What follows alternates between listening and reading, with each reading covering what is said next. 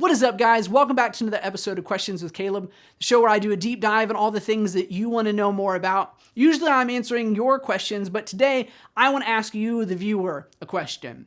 Have you ever had a friend that you had to defend the rest of the group? When everyone said, oh, this particular thing is true about them, and you said, no, it's not. You guys are just jumping to the conclusions, and then 10 minutes later, your friend does the exact thing that you assured everyone they weren't going to do.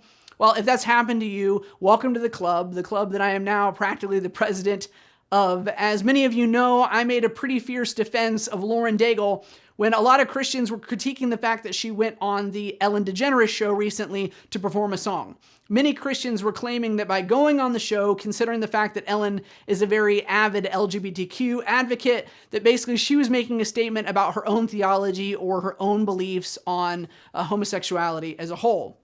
I defended her, saying that it is more than possible for somebody to perform on a show and not agree with what the host has to say. In the same way that an athlete would go on some show on ESPN and not have to agree with everything that the host had to say. It kind of is the same kind of deal. But then less than 2 weeks later, we get this. Well, since we're talking about Ellen, do you feel that homosexuality is a sin? You know, I can't honestly answer on that in the sense of I have too many people that I love that they are homosexual. I don't know. I actually had a conversation with someone last night about it, and I was like, I can't say one way or the other. I'm not God. So when people ask questions like that, that's what my go-to is. Like, I just say read the Bible and find out for yourself. And when you find out, let me know, because I'm learning too. Wow, you're a pro already.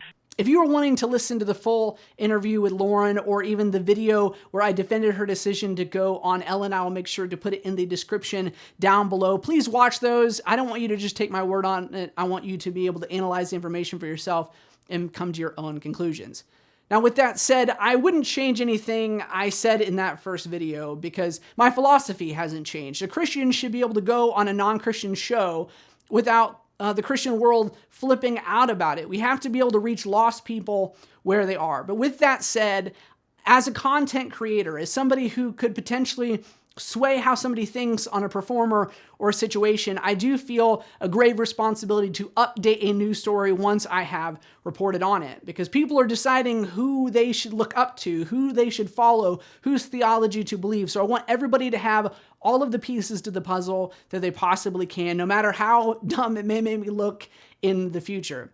Now, before we go any farther, I do want to make one thing clear. The Bible is not hazy or confused on the issue of sexuality. It is very difficult to talk about. No one likes saying it out loud. But the Bible is clear that a man is made to be with a woman and a woman with a man. And while the word sin is not popular anymore, that is what the Bible labels homosexuality. Now, don't get me wrong. It doesn't mean that we shouldn't love people, that we shouldn't respect people, that we shouldn't reach out to them. I'm not going to treat a gay person any differently than I would anyone else, because we all have our own struggles and things that we are working through. But to pretend as if it's kind of up in the air what the Bible has to say about the issue, I think is misguided at best. But it does leave us with the question, what do we do with a Christian artist once they have let you know that maybe their theology is a little wobbly, a little weak in some areas? Some people have been calling for the boycott of her album, saying that they are never going to listen to any song that she ever puts out. And this is a difficult question to answer, because you have to allow the Holy Spirit to kind of prompt you in the way that you should go as far as who you're following and who you are listening to.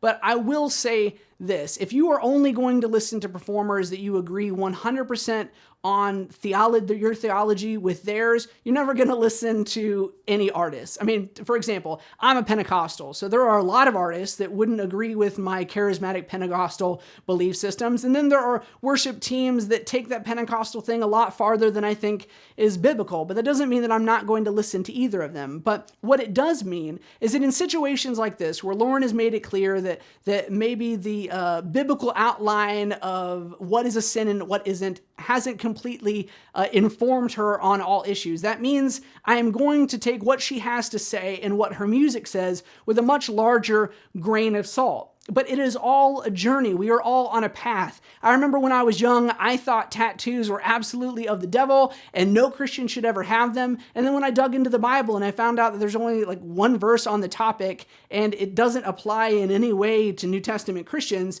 my thoughts and my philosophies on that issue changed. I wouldn't want somebody to push me out of church culture simply because I had one thing that was off. Now, if she comes out and she begins to say things like, the Bible isn't inerrant, or she says that Jesus isn't the only way to heaven, okay, have at it. Never have a part in her stuff again. But you have to decide, okay, how many issues of theology am I willing to make or break issues about? For some people, it's going to be one thing. Some people, it's going to be three things. And each issue is going to weigh differently on people's conscience. But you have to make that decision for yourself and not just kind of blindly follow what angry people in a comment section down below have said. And I hope that I've made myself clear as far as my position. And the Bible is clear. Homosexuality is a sin, but it is all a journey we are on. People have to find truth for themselves. And we need to be patient with people that are under that much pressure, have that level of temptation, right? A PR guy in their ear telling them not to say anything offensive,